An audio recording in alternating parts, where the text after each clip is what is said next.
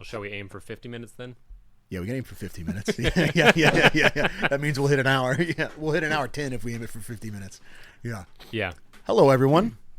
We're back. Good morning. Just some slight logistics discussion going on there that you caught. Yeah, little inside baseball. I pressed record 1 second too soon. It was deliberate. I wanted to. Okay. You want everyone to know.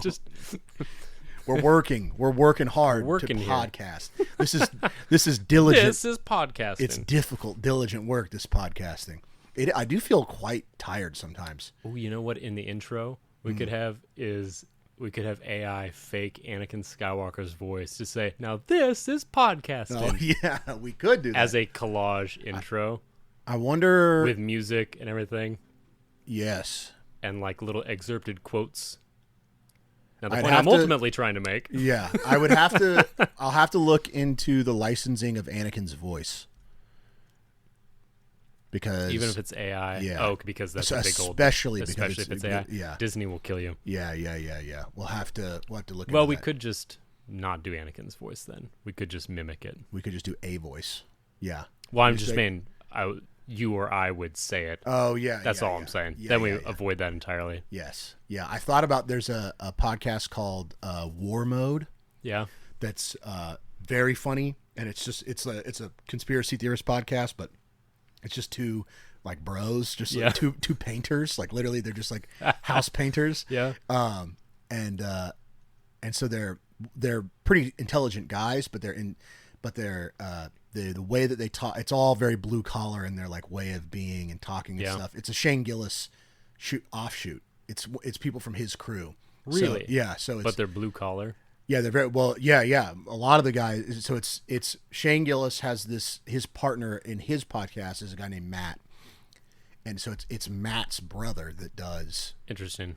Matt's brother and one of their like old family friends that they grew up with. It's the two of them, and it's great. But a lot of the time, they're in the camp that I don't necessarily appreciate, which is everything's a conspiracy.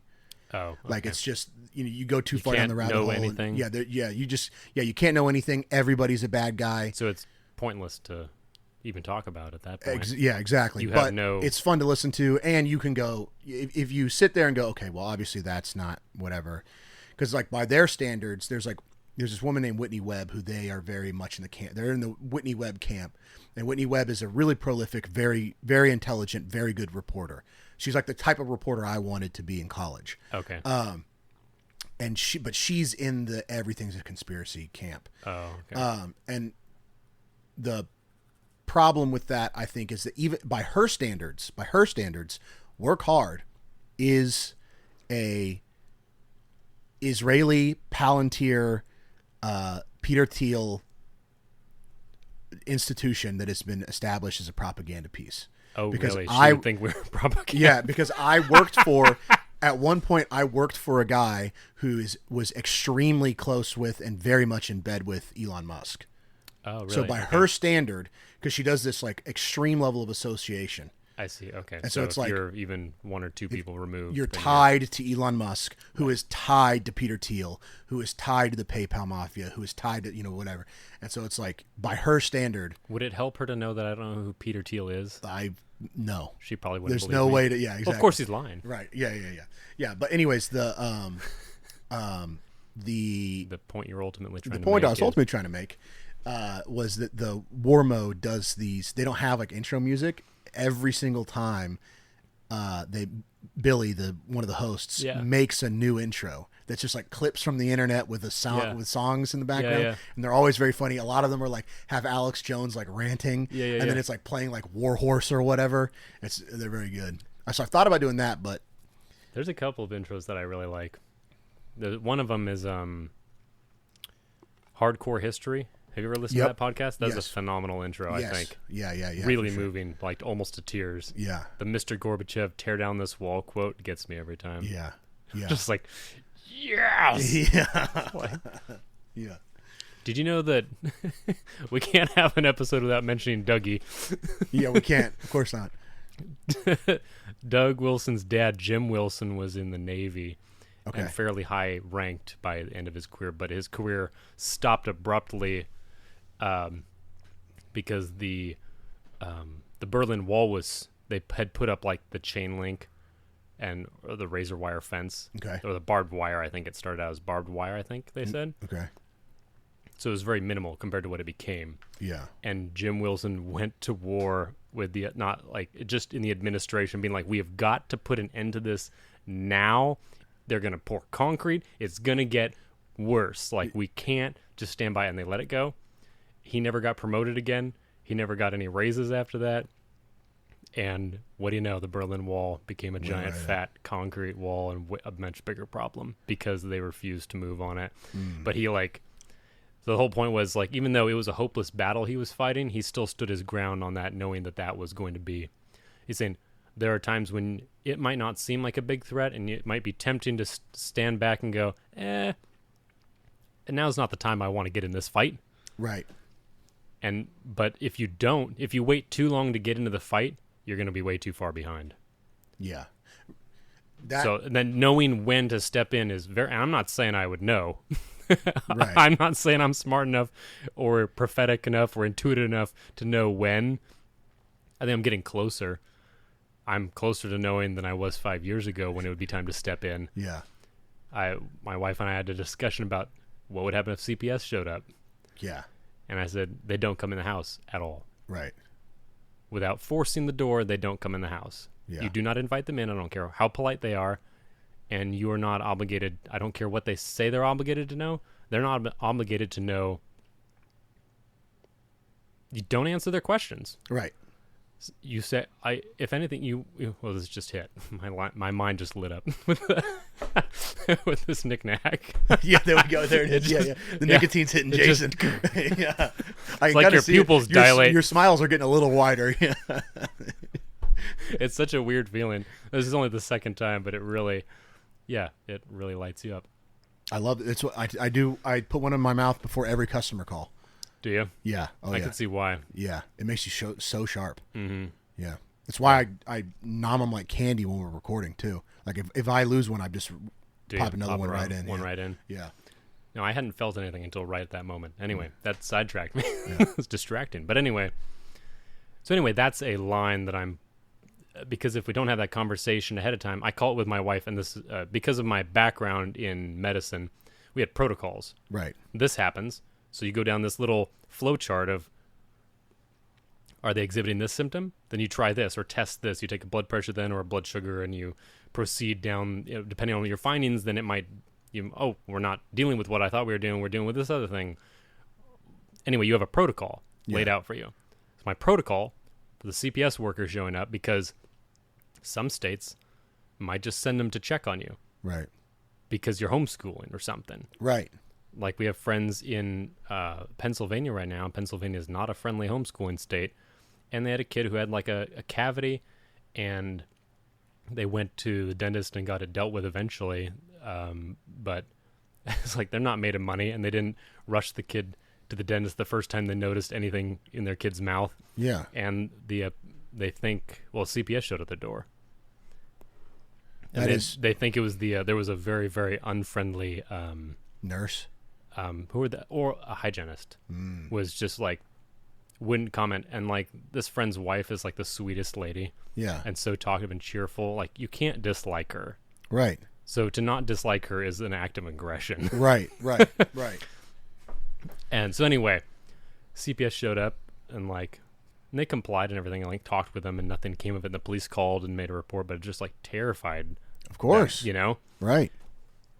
And so I was like, oh, we need to have a protocol about this. Yeah. So I was like, Emily, if I'm not home, they don't come in the door. You don't talk to them. You politely, you don't be rude to them. That's going to bring more violence down on your head. They're going to show up with the cops, but you'll say like, no, nobody comes in the house without my husband here. You can come back later or call, but no, you're not coming in the house, and I'm not obligated to answer your questions. Yeah. And if they say, well, you're legally obligated to, it's like, I don't care. Yeah. You don't get to, God did not place the government over you to manage my children. Right. Unless you think there is an imminent risk to the life of my child, I don't think the government has a responsibility to step in. So I think I have a responsibility to say, no, you don't. because I am better for my children than you government agencies. Like, what kind of track record do you have in taking care of children? It's awful. Right. Terrible. Why would I let you? Yeah. So it's like, I will go to court or jail over this. I hope. Yeah. Yeah. Like, I don't want to capitulate on this. Right. So anyway, how do we get on this topic? Talking about this was talking about seeing something, knowing when to step in. Yeah, knowing when to step in, which I think we could bleed that into a topic that I've actually been thinking about a lot. Great, because we didn't actually settle on the that's topic true, before starting. Yeah, we just we talked about the intro, which Yes. we didn't do. Yes, which we didn't do. So teaser. Tune in next week to hear about why Curious George is a terrible influence in your children. Yes. Back to you, Ethan. That is interesting. Let's talk about taking risks. Okay. We have talked about that. We have talked about that? Yes. Okay. I don't know that we've talked about it to the angle I want to take this That's fine. I know we have touched on taking risks and being. It was in the episode about Don't Tell Me the Odds.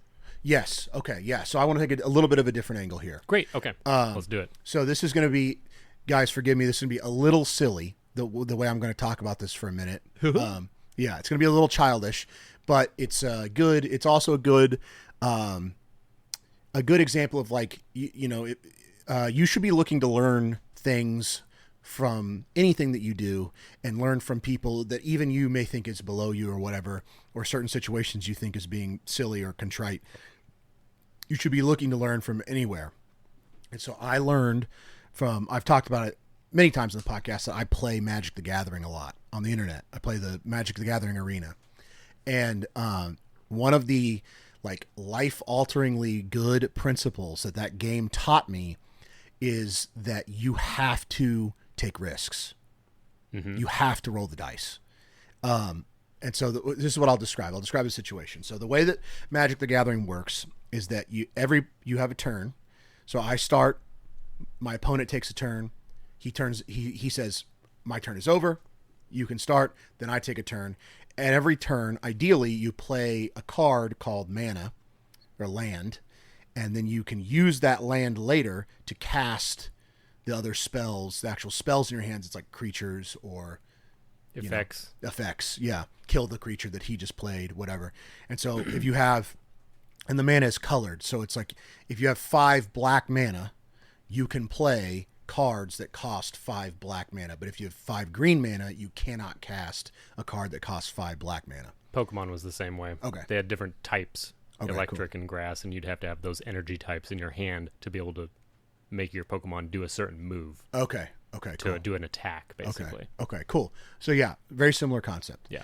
And so there's this idea of progress. Resources. Yeah, resources development in Magic. So fundamentally, one of the things you're trying to do is develop your board. That's what it's called. Okay. And so you're trying to build a board state that is so overbearing that there's nothing that your opponent can do. Right. Okay. You're just gonna kill them.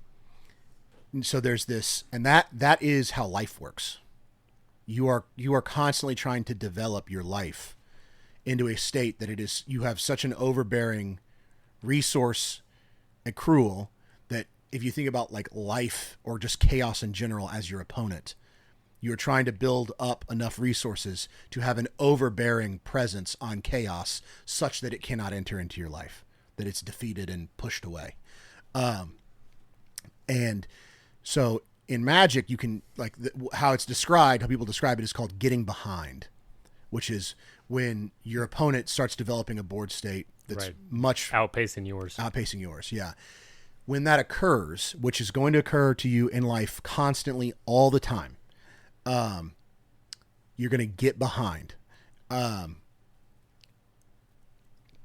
People's, I think especially young men, well, not even necessarily especially young men. Maybe young men are less like this, and as you get older, you're more prone to do this. But when you start to get behind, you start to lose. You start to try to turtle up and play defensively and start trying to survive. You're just okay. So then just piling money up. Right. Another way not that I spending it, but doing the savings thing. You're going 401k style and just stockpiling money. Yeah, something like that. Maybe another if way I save enough by the end, it'll be okay. Yeah, another metaphor I could use is fighting, because it's another thing I know. Okay. You'll see when a fighter starts losing, Yeah, they just turtle up, and that's one of the put their fists in front of their face Right. just to try to ward off, reduce damage that they're taking. Right, they get defensive. They're just mediating. Yeah, they get defensive. damage. And the only way to get someone to, and that's a very, very fundamental beginner thing. is Right, the because you're first time getting hit, so you're like, Yeah, and also you start trying I'm to sure block. I've pictured this fighting. I've pictured fights with you. Okay. And I Wait, know. like me and you fighting. Yeah. Yeah. One day I'll fight you, I think. Okay, yeah. We can, yeah, for sure. We can spar. Maybe. Yeah, it'll be fun. That'd be great content, too. Yeah, I would. Yeah, I would. Yeah. Back when once you've doxed yourself. And Yeah. Yeah. Yeah. You don't have to worry about appearances. Yeah. Or we both wear like presidential masks. It's like Nixon fighting Clinton. Yeah. I don't know if I want to fight in a mask. It'd be hard to breathe. It'd be on the same playing field. Yeah. So the so in fighting, it's a very beginner thing to do to turtle up when you start getting hit. I used to do it all the time, but the only way, my coach just hammered this, the only way to get someone to stop punching you is to punch them. Mm-hmm. That is the only way to do You it. got to turn the tables. Right. And when you do that, every time you throw a punch, you open yourself up to get punched, right? Because Right. your hand drops from your face and it's extended out towards their face or their body or whatever. And so you open yourself up. So you're taking a risk. Now, it has to be calculated. You don't want to be reckless. Just throwing haymakers. Right. And then you'll definitely lose the fight. Right, because a precision fighter is going to dodge those and clock you. Right, exactly. Yeah, exactly. But you have to do something. Yeah. And Sam Hyde, my all-time Mentor. hero. Yeah. Hopefully, maybe one day. My all-time hero, Sam Hyde, has a very funny joke, which is when he's like watching these. He's watching some guy on the internet, but the guy's just like uploading every single day these vlogs, quote unquote vlogs, and it's him just like recording himself on the crappiest little phone, just like mumbling, saying almost nothing. It's very broken, looks very strange, and it's getting like 12 views an episode. He's been doing it for like 17 years, just something ridiculous. Not 17, not really, because I don't think you do, but yeah, something like that. He's been doing it for quite a while. Like a decade or something. And Sam goes, we're giving out 12 views, aren't we? Nice. On YouTube. On YouTube. Yes, on Okay. YouTube. But we're only a few months into this, so Yeah. if we're 10 years from now and only getting 12 views, I might call it. I might be like, "Hey, Jason, we It's gave been it a good run. shot." Yeah. Let him enjoy the archive. We're going to leave it as let it collect some dust. Yeah. Maybe we'll be one of those posthumous famous people. Like, Yeah, it glows up explodes after we afterwards. die. Yeah. So Sam makes this very funny joke, which is that if that he points to the guy on the screen. He's like, "If this is you, dude, if this is where your life is at, you got to enact Protocol Z. You gotta." And everybody's like, "What?" He's like, "You know what Protocol Z is?" They're like, "No." And he goes, "Do anything." He's like, that's plan A, plan B, plan C, plan D, plan H, plan L. They've all failed. Your plan Z, it's Protocol Z. It's time to just do anything. And so like that is, you do get into these situations. So as a family, we've been like there was a time, you knew me when I was selling cryptocurrency processing software during a time when no one was using cryptocurrency, like during the dip. And so I was selling nothing. Yeah. And I think I remember asking you guys to pray for us because I was making no money, like literally no money. And I was asking my parents for money all the time. Yeah. And so we were, it was time to enact Protocol Z. And there were a couple times where Emily was just like, "You can't, she was scared about me doing whatever it was I was about to do." I was like, "Babe, we need $500. Like, we need it." And so I was like, we have to, you can't just, you have to do something. Like, something has to be done. And so, Which is a very typical female mindset, which is do something safe. Right. Do something safe. Yeah. And so I think it's when they get behind in life, they get fired, they get scared. You have this kind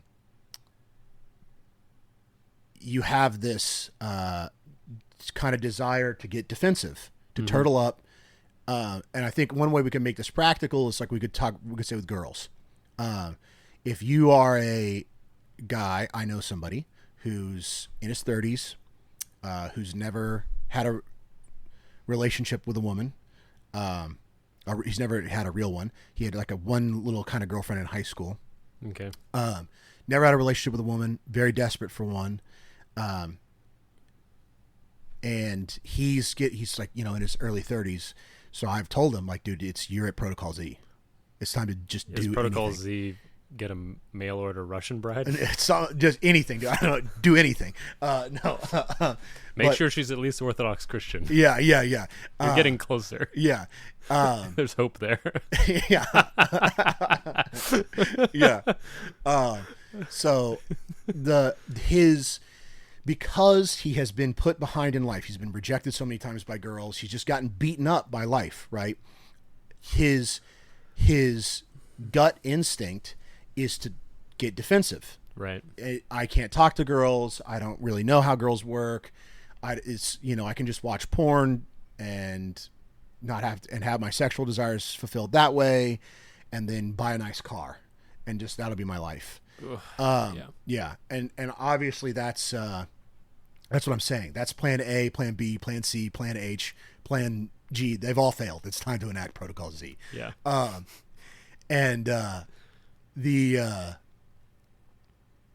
That concept is just so funny, dude. It's a protocol. Just do anything. So there's our title. Yeah. Protocol Z. Protocol Z. Yeah. There you go. Or just do anything. Yeah. Just do anything. Yeah. And so the kind of the thing I had to level with him about was like, dude, listen, I know that I know that it sucks even more in a fight. It's hard enough as it is to start winning. To try to start winning from a losing position is even harder. You got a lot of ground to make up. Yeah, you got a lot of ground to make up, and I understand that. And there's also a pretty good chance you're not getting out of it. Right. You might go down. But you're going down anyway. Yeah, exactly. You have nothing to lose at that point, which is a great benefit. Exactly. And so we just had You are now a cornered animal. Right. So you can either let the hunter shoot you. Yeah. Or you can give yourself at least a 20% chance to make it out. Yeah. And that's why cornered animals fight like hell. Right, exactly. Right, because they're dangerous. Yeah, they're very dangerous. Because they will do anything to escape and live. Right, because they know that if they do nothing, they're going to die. And so, like, he just met this girl at a restaurant. He thought she was very cute. They hit it off. He got her phone number. They've been texting, but he's still in his old. Is he sabotaging it? He's just not doing anything. He's just letting them text. They've been texting for weeks, and he's not made any advancement towards her, and so she's getting bored. Right, it's like he's not going to do anything. Yeah, he's not going to do anything. This guy's gay or something. And so she's stopped. Their texting has slowed down, and I've said, "Hey, brother, it's Protocol Z time. Somebody just do anything. Buy some tickets to Maui and invite her." Yeah. I said that's okay. That would involve a hotel room together. So I'm not advocating. That's a bad idea. Yeah. But do something dramatic. Right. Do something dramatic. And I was like, so just ask her out. And he's scared because if he asks her out, she might say no. And so he's scared to take that risk. But I said, dude, if you don't ask her out, this is just going to peter out and become nothing anyways. Yeah. So you're already on the chopping block. You're already about to get beheaded. Why not try? The axe is up in the air. Yeah. Worst case scenario, you just kill yourself quicker. You just mercy kill yourself quicker. She just says no. You know it's not a big deal, and you move on. But you have to project. You have to do something. You have to put yourself out there. And when you put yourself out there, you're putting yourself out there. You are opening yourself up to getting hit. And I think if I've now had a couple young guys at church come to me for career advice, and ask what I would do in certain situations, and my advice to them always ends up ultimately being, you are going to have to be very, very uncomfortable. It is going to feel, and I was in that situation yesterday. I took my first customer call. Well, I was on a customer call. My boss was the one who really took the call. Okay. But it was like my call. And then afterwards, my boss gave me very unclear instruction about something. And I ended up going all over the company asking a bunch of questions that no one had they didn't even understand what I was asking them. So I Okay. just looked like a dingus to like a dozen people, and they were all like, what are you saying? And I was like, well, it's just this thing, whatever. And they were like, I don't even know. How to answer you. Yeah, I don't even know what you're asking. And so I had to go back to my boss several times and be like, hey man, listen, so I just looked like a dingus for a minute, but eventually I got it figured out. Yeah. And It clicked and you. yeah, and my boss was like, hey man, that is Good. that's what that he was like, I like to see that. Like he was like, you definitely looked, he told me, he's like, you definitely looked dumb as hell. But I really appreciate that you didn't care. And I was like, boy, did I. I was like, that was a very uncomfortable 2 hours. I did not like that at all. But it had to be done. But it had to be done. It had to be done. And if I had just sat there scared to do anything and played a defensive game where I just like sit and wait for something to happen and maybe react to that, then Good way to get fired. yeah, great way to get fired. If you're looking to get fired, Yeah, if you're looking Do to get nothing. fired, do nothing. Yeah, exactly. guaranteed to work. Yeah, and so life is going to serve you these really bad hands. Sometimes you're going to get a bad hand, and Otherwise known in the Christian context as a refining fire from God. yes, a refining. Yes, exactly. And the important thing to do is to not fold, to not give in, not give up, to despair. God's very clear about that. And do anything. And that's another. This is a Sam Hyde piece of advice. Another one. 2-in-1 shows maybe a little overdoing it, but he's got a very We're popular. outbalancing Doug a little bit today. Yeah, I guess that's true. Yeah, That's all right. he's got a really good video that's very popular of him talking about giving kind of basically this exact same advice. That people will reach out, guys will reach out to him and be like, oh, maybe I want to do this thing with my life. I want to maybe be a painter or make music, but I also kind of like computer programming. I don't know what to do. And he's like, the guy will message him and then he'll maybe say something, maybe he won't respond or whatever. And then 3 years later, the guy will reach back out and be like, hey man, I'm still trying to figure out whether or not I want to do whatever. And at that point he says, my response is always just do something. Just do something. Take a step. Yeah, take a step. Because he's in analysis paralysis. Right, exactly. And another great way. Spending years, hopefully not years, but a long time just wondering about the options. Right. Another great way I've heard this story, that exact same concept is a lot of young guys will, I feel like I'm drowning. Yeah. That's that's a pretty common thing I've heard. Well, if you're in the middle of the ocean and you feel like you're drowning, you can sit there and go, which way do I swim to find land? I don't know. If I swim the wrong direction, I'm going to swim farther out. I'm getting farther out and I'm definitely going to drown. Here's the thing, brother. You're going to drown. You're going to drown. You can't tread water forever. Right. If you don't start swimming, you're going to drown. So just do anything. Again, dude, if you're drowning, If anything, you might get tired and drown faster. right. Yeah. Yeah. So at least you're ending it quicker. Right. Exactly. At least you're ending it quicker. But that's the thing is And you're occupied doing something. You will feel better doing something. right. Right. Even if you find out later, you're like, this was the wrong direction. Yeah. Glub, glub, glub. Right. Right. And so just do, again, if you're drowning, enact Protocol Z, dude. Just do anything. Go out with your boots on. Right. And, this is something that I actually just told one of the guys who Talk to you. Yeah, just talk to me. I don't know why God does it like this, but in my experience, this is how reality works, which is that you have to work very hard and be very diligent and pay attention to your life. And if you have goals and you have things that you want, you will achieve them. But when they start to occur, it will have nothing to do with how hard you've been working, if that makes sense. Yeah. So you'll be working, you'll be like, okay, I got to do something, right? Like the thing that when I was 25, I had that realization. I had really done nothing. And I just kind of worked these really crappy sales jobs and gotten fired from one of them. And I was racked with anxiety and couldn't sleep. And I was just drinking every other day. I was married And at the worst of it, I was unemployed, married, and drinking every day, and overdoing it.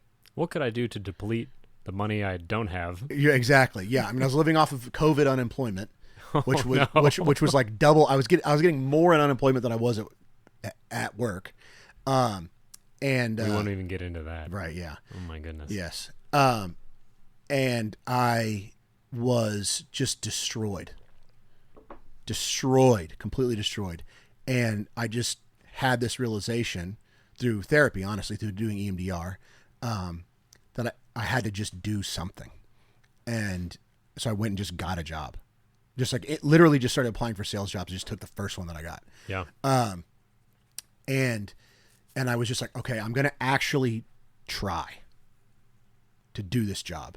I'm going to actually like try to do it well. And I didn't. I tried really hard to do it well. And I spent most of my time slacking off, playing video games, not doing well with hyper premium, not keeping up with posting work hard by myself. But I was still trying, I was still in it. I was in the pocket. I was giving it all that I had is the point. I didn't have a lot to give, but I was giving it all that I had. And I did the job poorly, but I was trying really hard. And at the end of my time at that position, they eliminated that role. They laid off my entire team, including my boss. But then they came to me and said, we love you so much, and you're doing such a good job at your role that we knew we had to keep you around. So we found you another job at our parent company. And it was a promotion into a full sales role, the job that I just left. Yeah. And so that's what I'm talking about. Like I was sitting there every day being like, I'm doing terrible at this. But they could see that you were actually working. Yeah, well, yeah, kind of. Yeah. I mean, I was working as hard as I possibly could. And the point that I'm trying to make is that I was working really hard, spinning my wheels, trying to grind, and I would read to myself every day. I can't remember the verse, but I had it memorized at one point, not now, but it's the verse that, do all things, work for your earthly masters as if you're working for the Lord. And I memorized that verse, and I would tell myself that every day. And at my most distraught, I would say, I'm working for God right now. And then I got a promotion out of that pit into a much better situation. And it had nothing to do with my actual work. God just made, like, that's what I believe happened, is that God reached down and just made my leadership at my company think I was doing a good job. Because they had no reason for actually believing that. Yeah, they had no reason to believe that. No reason to believe it. Yeah. It was God's mercy to you through your faithfulness of doing the job for him. Right, exactly. And so that's what I'm saying, is that it's like when you start swimming, you might swim away from land, but if you're thinking in your head, I'm swimming for the Lord, I'm doing this, then maybe a fishing boat will pick you up. Yeah, I guarantee you God will send a fishing boat. That's exactly. God will send you a fishing boat. And it'll have nothing to do with the fact that you were trying to swim. And they might not speak English, so it might not be a great fishing boat. Right, but you're alive, and I bet they have bread. And so it's like that. All of your success in life, in my experience, like I just told one of our brothers that I feel like my entire career has been this story of failing forward, where it's just every time I get a big win, I'm like, I have no idea how that worked out. Like, that's crazy that worked out in my advantage. And that, I think, is kind of how life works. And so if you take these risks, if you're getting hit and you decide, I'm going to try to win this fight for God, because God told me I have to try to win, I think the Lord will make your opponent slip and hit it, and your opponent will fall for a second. You'll have an opening and you get to knock him out. And it has nothing to do with you. It has nothing to do with the fact that you were actually got up and started throwing punches. So you'll if you think about it, like you just have this path and you're very diligently trying to walk down this path, and then all this success comes in, but it comes in from outside the path. It just isn't. You'll just have this sense that it's like, this is not the fact that I won here came from a totally different direction than the direction I was looking at and trying to work. Right. And so if you're sitting there going, oh, I want to be a programmer, I might want to be a painter or an artist or whatever, just do something. Just do anything. And if you do it diligently, it's not even, and I really want to emphasize to you guys, like, I was playing video games. Like I want this to be the opposite of the Andrew Tate, go out and grind type thing. I was playing video games for like 7 hours a day because I just didn't have anything else to do, even at my old job, where it's just like, there just isn't work for me to do. And, and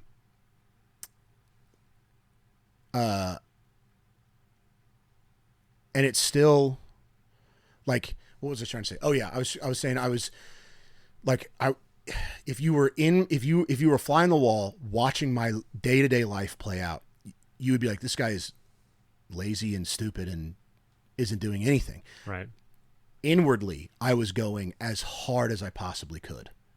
And I was racked with anxiety and stuff because I wasn't living up to my full potential, and the anxiety was coming from not doing hyper premium. But there was just it took so much mental effort just to get 10% of the job I needed to get done, that it was all I could do. And so I'm not even saying that you need to wake up at 4 a.m. and grind and go extra hard, whatever. Like, dude, if you're suffering from depression, if you're in the bowels of defeat and all you can summon is to just get out of bed an hour earlier than you usually do, brother, you're doing it. Like, you are giving it everything you've got. Baby steps. Yeah, baby steps. And that will be rewarded. And I'm telling you, as a person, I have personally experienced it. Okay, I am now at this position that I have no business being in, at a company I have no business working at, making more money. Like, I have no business making this amount of money. I am not qualified to have this position. I am not qualified to do any of the things I'm being asked to do. And, and I got here playing video games.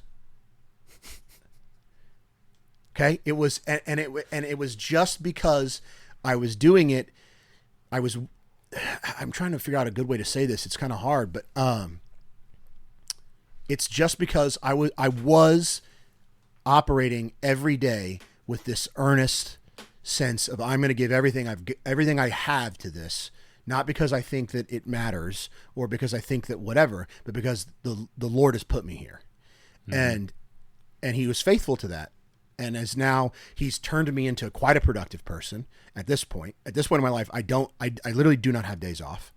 I take, like, Sunday, is a day I don't work, but I go to church, go to family lunch after that, right. Get my daughter home, get her down. Maybe I'll take a nap, but usually, there's, spend time with my wife, whatever. Then we've got Sunday dinner. It's not really a day off. I'm still very much on. Right. And then today, when we get done recording here, I've got a litany of stuff to do. Like, sometimes I get half a Saturday off, Yeah, this last month we haven't had a Saturday off. It's been filled with something. Right. Yeah. And so now we got a family.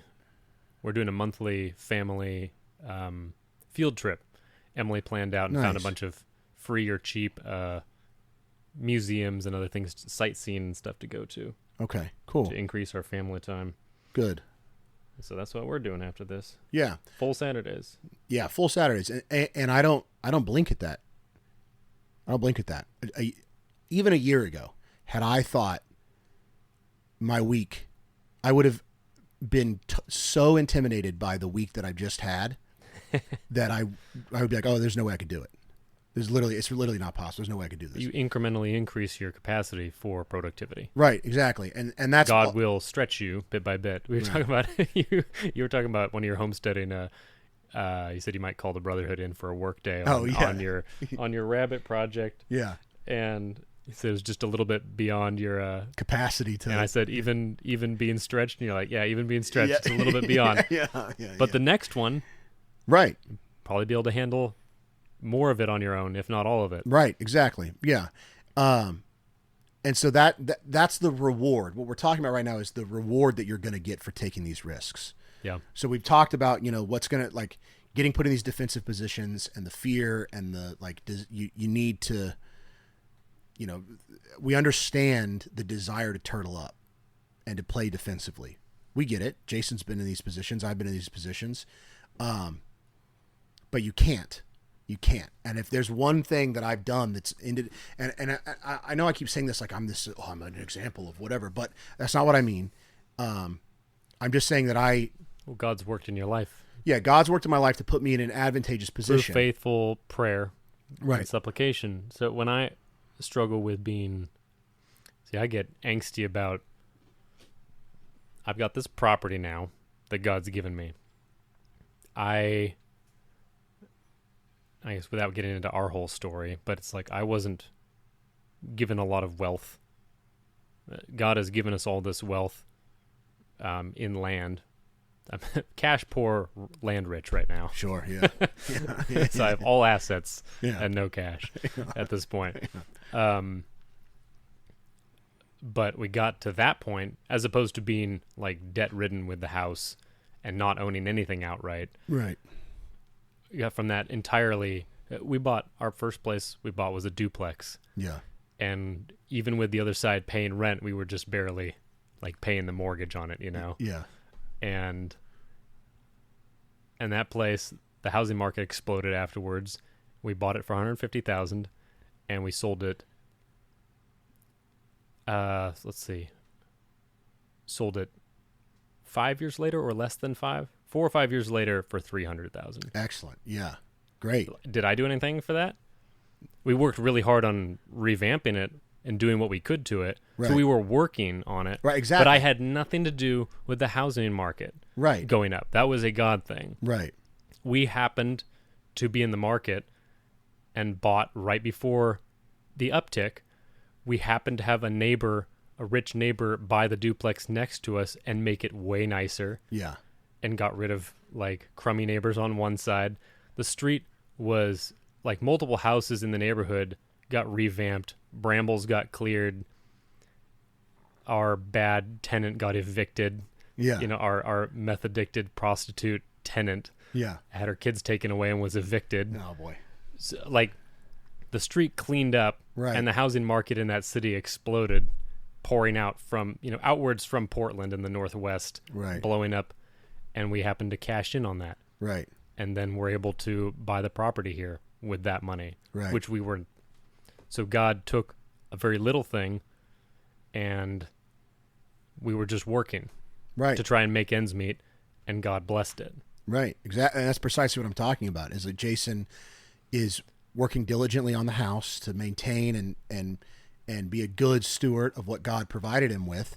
And then even though you're renovating and replacing and stuff to try to increase property value, putting sweat equity into it, then God comes in and just gives you way more than just what the sweat equity should give. Right, exactly. Yeah, and that blessing had almost nothing to do with any of the work you would put in. And that's exactly what I'm talking about. Yeah, there's a lot of extraneous circumstances that we had no control over, like neighbors. Right.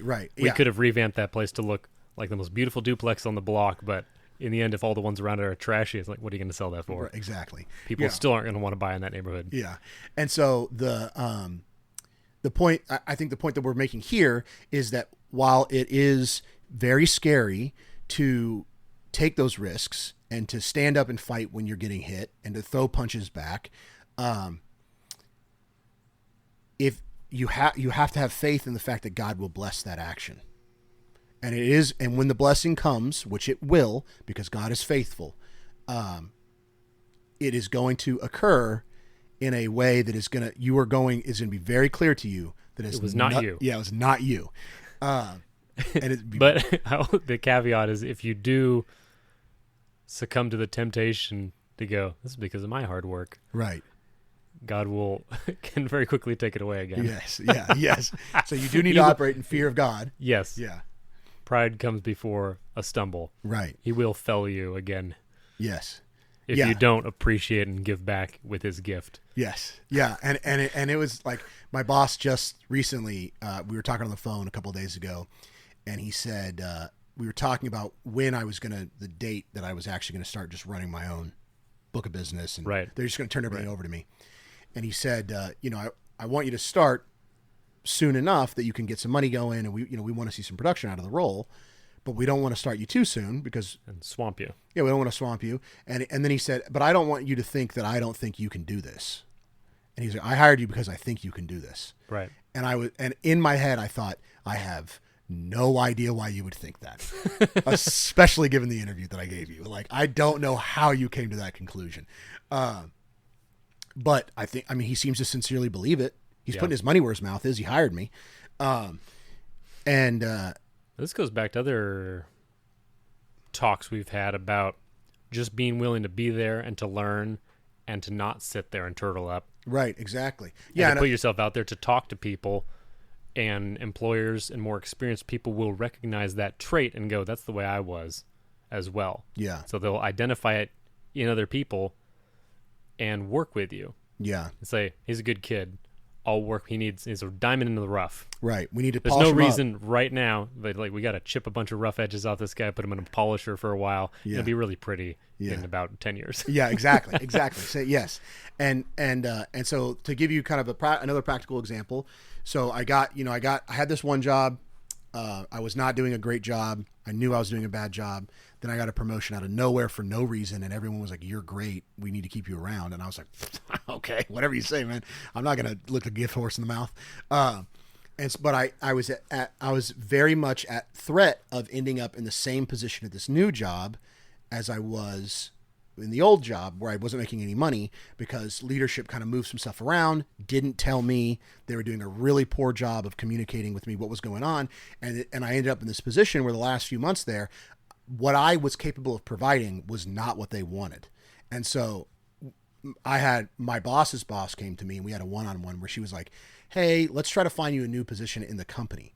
Right. Because she's basically in corporate speak, female corporate speak, which is extremely passive and very hard to read, was saying, if we can't reposition you in the company soon, we're going to fire you. We're going to fire you because this position that we thought we wanted, we actually don't want.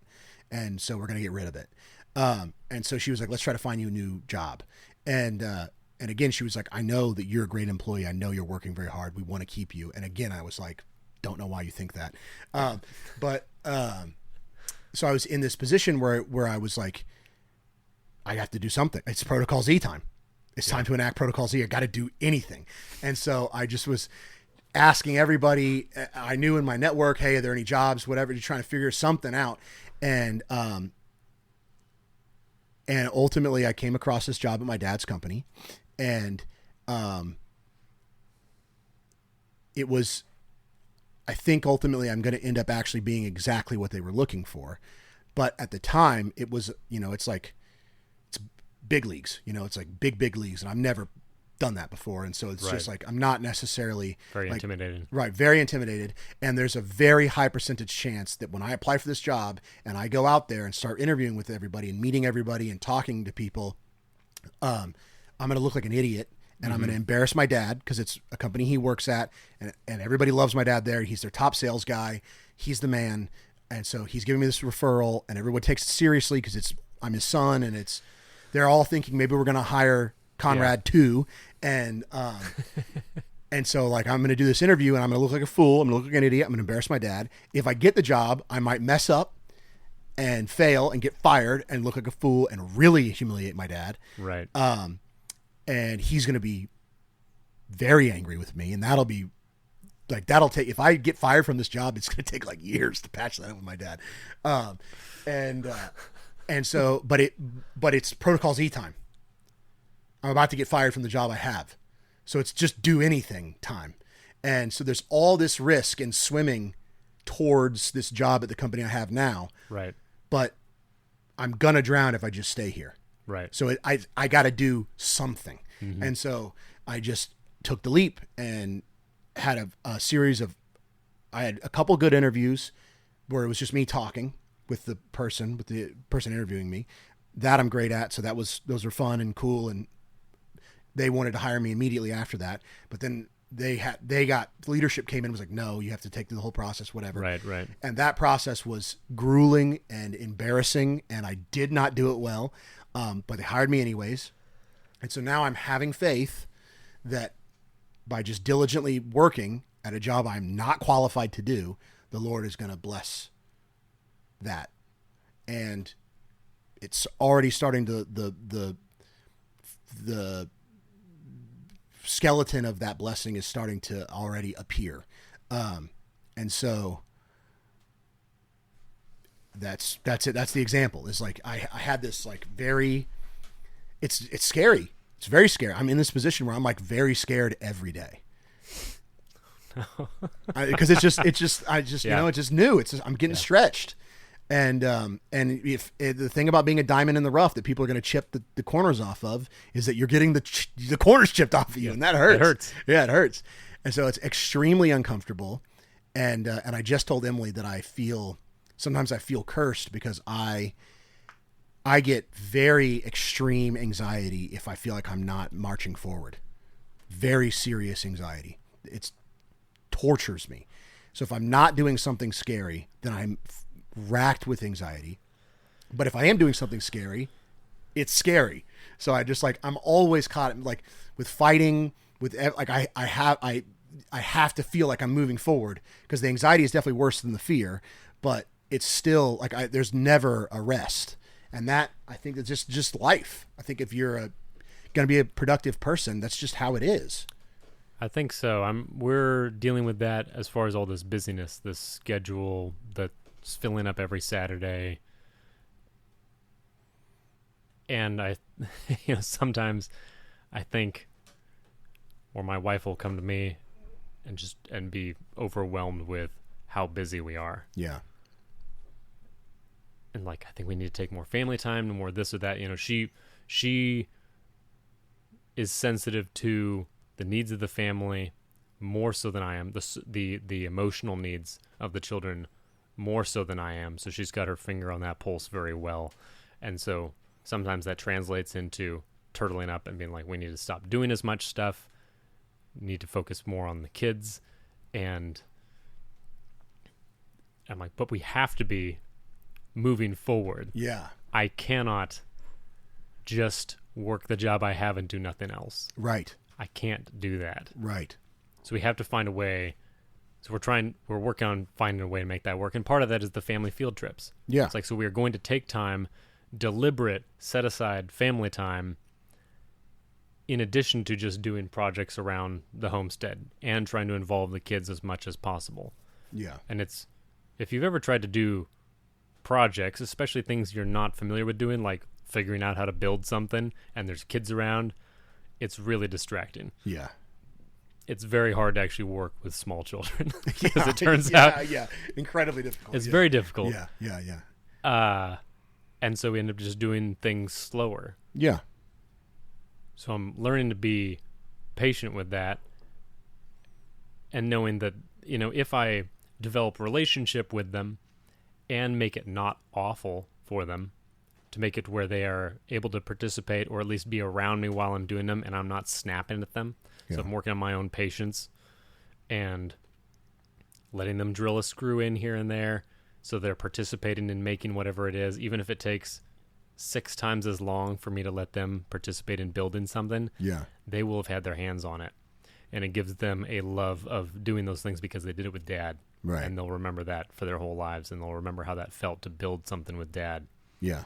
And so if I'm able to, that's what the family economy is giving them a sense of that they're participating and that they are adding value to it. And it binds us together. And that's why I want the family economy. But it's really hard in these beginning stages because progress is it feels exceedingly slow. Yeah. And Emily's told her family, I feel like we haven't done anything. And we've been on the property less than a year. I feel that pain. Yeah. No, but we look back though, and like less than a year ago, we were in a camper.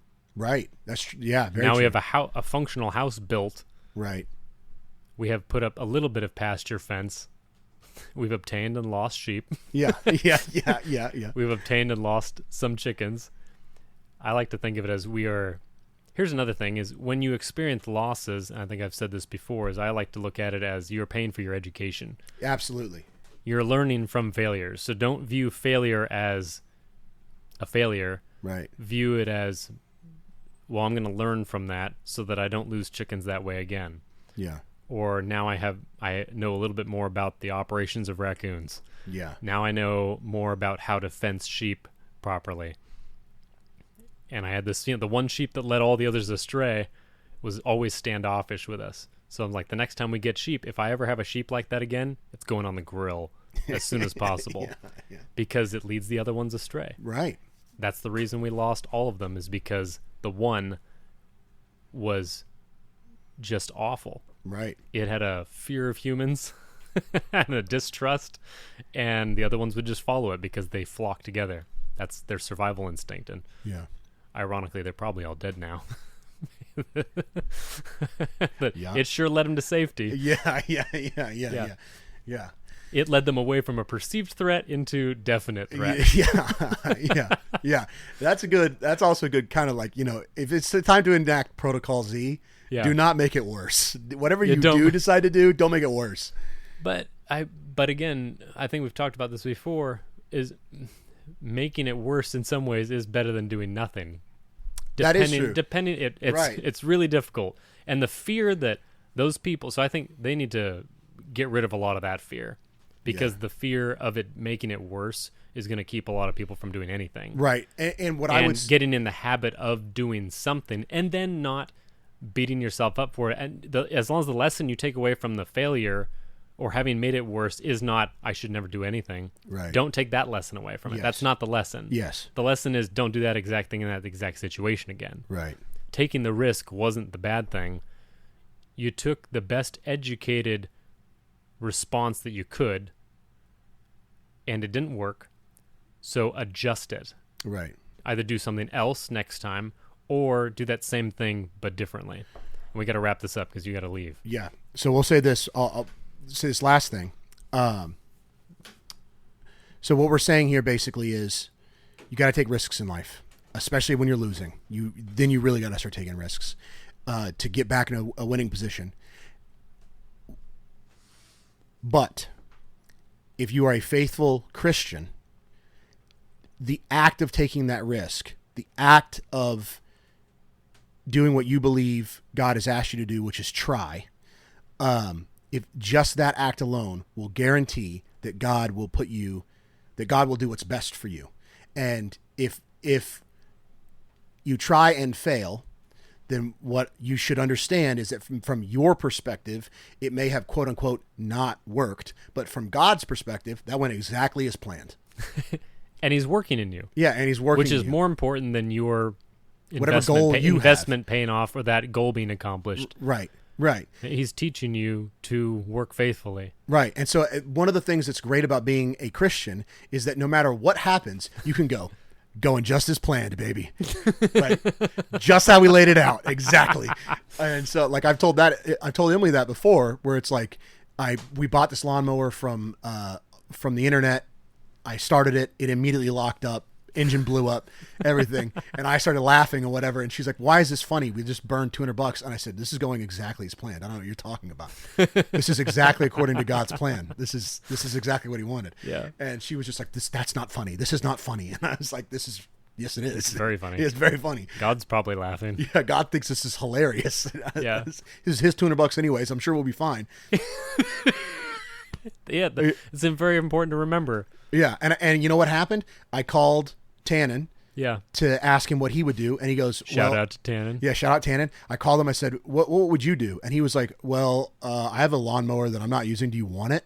And I was like, yep. And now I have an even nicer lawnmower. Yeah. So Worked what do you out. know? Out of that failure, Yeah. out of that Phoenix ashes, Yeah. It came rose another lawnmower. Yeah, a lawnmower I've not used yet. In your woods. I've used it once. So yeah, guys, that's it. You got to take risks in life. And pray that God would give you joy and contentment and diligence to do the work in front of you. And faith. That's what I try and pray every morning on the way to work. I say, God, please give me joy and diligence in my work. Because if you are joyful in doing your miserable work, and my work's not miserable, I shouldn't. Your work's pretty tough. AC and Texas heats. Well, that yes, but I mean, like working for my boss is what I'm saying. Okay, I don't want to. I don't want to throw. I'm not throwing shade at my boss. Yeah. Okay. Yeah. So I don't want to reflect badly on Yes, because he's a church brother and I love him dearly. But Yes. Yeah. So anyway, that's what I'm trying to say. Is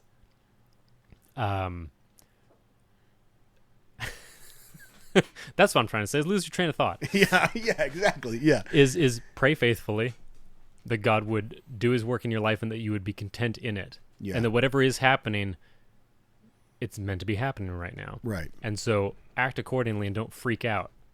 Right. It is all according to plan. Don't melt down over it. Don't Go, melt down. oh, this is a time when I need to be calm. Right. Practice calm in the storm. Yeah. And just know that God is not going to let you actually lose. He's not going to let that happen. He's not going to let you actually lose.